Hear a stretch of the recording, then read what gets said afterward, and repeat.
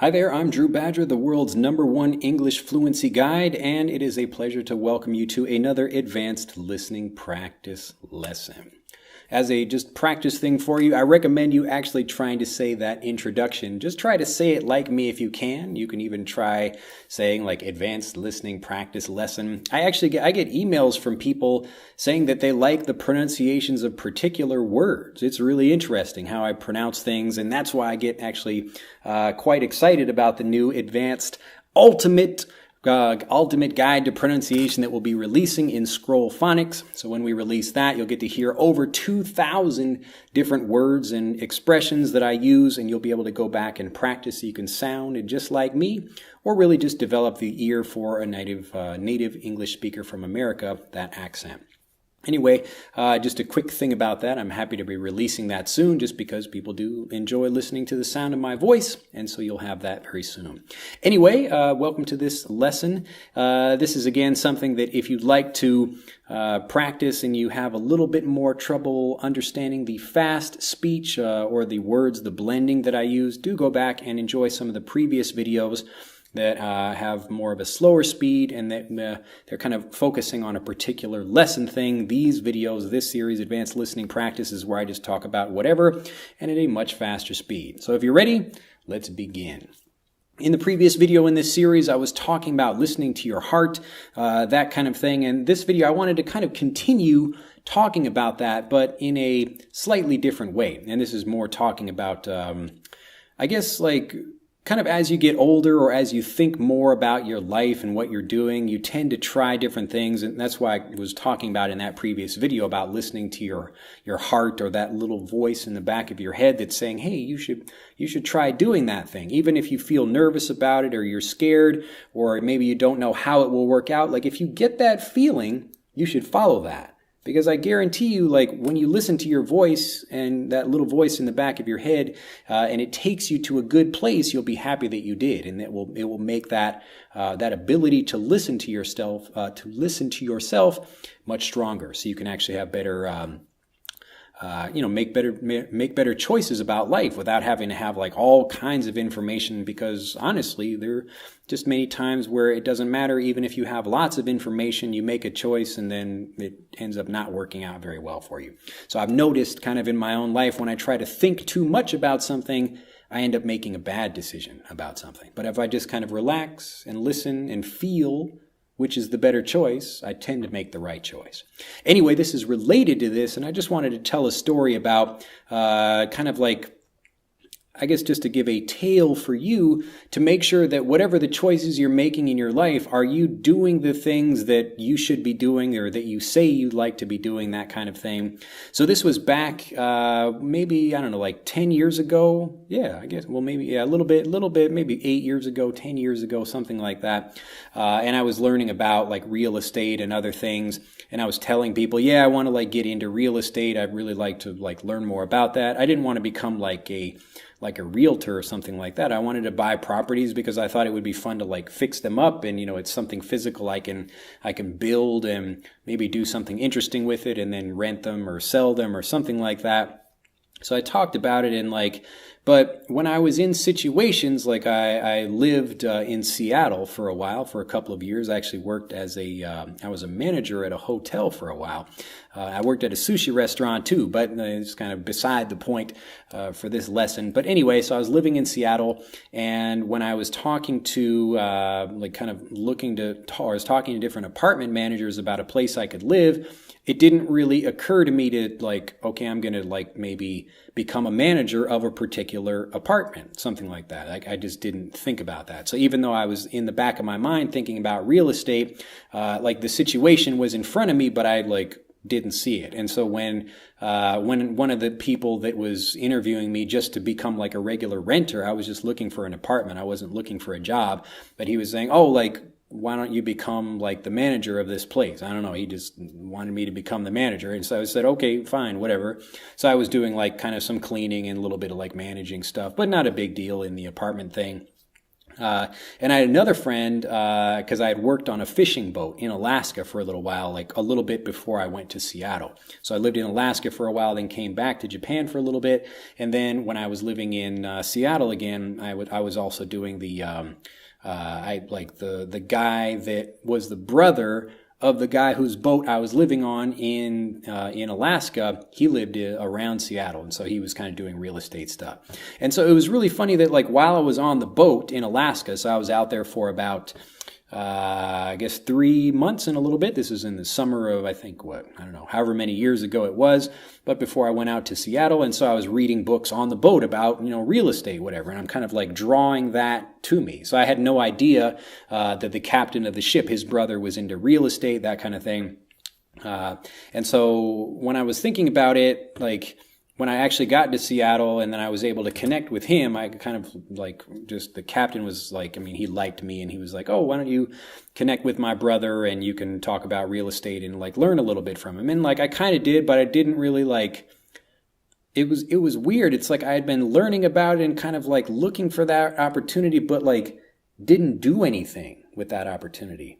And it's one of those things that I don't regret now. I can go back and learn about real estate at any time, but like the thing that I kind of missed the chance on was listening to like the voice that was like, hey, like Drew, like wake up, like there's an opportunity around you right now where like you have been learning about this and now you're being like, you're like connected with like the owner of this building as an apartment manager, and if you would just ask him for like advice or learning how to do that, he would probably teach you. And this other guy who's like able to teach about real estate or whatever, like I'm sure he would be able to teach you a lot too, but I didn't notice it. It was really weird, and I didn't realize it until after I left Seattle. And I think the reason was probably because I was more interested in coming back to Japan and doing the things that I do out here than in staying in America. So even though like I still think about real estate and it's a lot of fun to think about, going back into that and learning more about that when I return home at some point in the future, I guess I just wasn't really thinking about it at the time. So what I'm kind of getting at here, it's kind of a long story, but what I'd like you to do is think about, is there a situation in your life now where it could be something that's like really valuable or something that maybe it's leading you in a particular direction, even something that you really want, but it's like you don't notice it. And maybe you could comment down below if you've had a similar experience, even if it's not current in your life, but something where like all of these things were kind of pushing you in a direction that was like a positive direction for you, but you just like didn't take it for some reason. And so I thought about that a lot after I left Seattle, and it was like, wow, like I was in this situation where I had kind of learned about these things and now I was able to find people that could kind of teach me about that. But I didn't take advantage of the situation. I like just actually didn't notice it for some weird reason. And for, maybe it's not even such a weird reason. Again, I kind of wanted to leave the country and I wasn't really thinking about staying in America anyway at that point. But just the fact that like all of those things came together, because I was just like, I think I've talked about this earlier in this series when I talk about the rules of fluency and how you're really focused on something, even if you don't know exactly how you will do it, and you keep pushing towards that thing.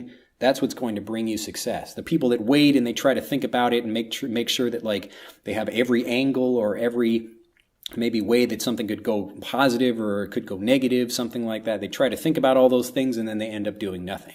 So that's why most of the time I will continue to move, and even if I don't know exactly how I'm going to do something or what's exactly the best way to do it, I will just kind of keep moving and keep pushing towards that thing. And eventually, I end up making it. But on this occasion, and I'm sure it's happened to me at other times in my life, but when that happens to you, like, make the choice to kind of open your eyes and see, like, what are the forces in my life right now pushing me to do?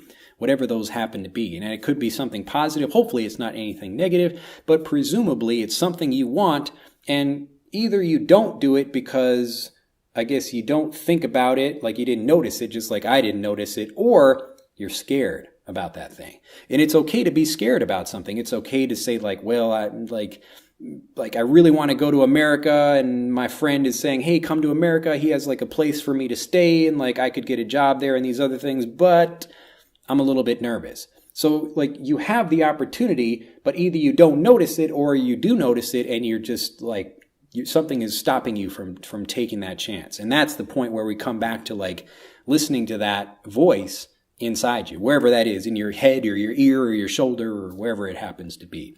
So when you think about that, don't make the mistake I did. And I'm happy like I kind of did the thing that I did. And I'm sure I would have been fine whether I'm learning about real estate for a little bit or I was doing like working at a sushi place or whatever. It doesn't really matter. But the point is like my life was kind of pushing me in that way. And I wanted to go that way, but I didn't.